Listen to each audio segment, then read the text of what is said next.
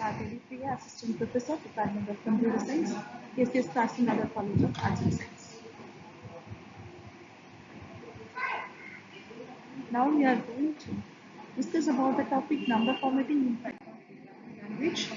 Number formatting is just built-in format functions can be used to produce a value containing a specific number of decimal places. Syntax format, value, comma, format specifier, where value is a value to be displayed. Format specifier can contain specific number of decimal places. Example, format 12 by 5, comma, point to f, that is, it will rounds the result to 2 decimal places. If we give this as a 0.3f, it will rounds the result to 3 decimal places.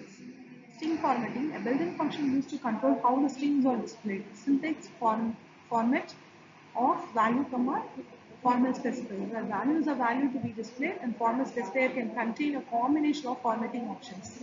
That is, the options can be left justified, right justified, and center justified. The default formatting is left justified. The example of this string formatting is, if we give format of hello, comma, left justified, the hello string will display in the left side. If we give it as a right justified, the hello string will display in the right hand side. And the center justified is, it will display the string in the center.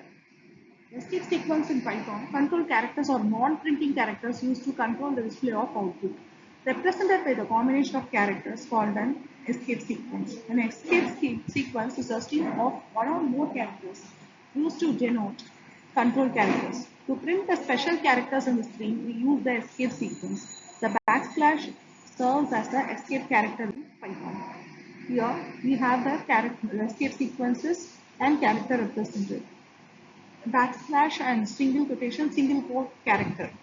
Backslash and double quote character. If it is a backslash A, it's a bell character, and backslash B is a backspace character. So for the example of, there is an example for this escape sequence, print hello and slash n Jennifer Smith. That is, slash n is a new line character. So after hello string, the Jennifer Smith will display in the next line.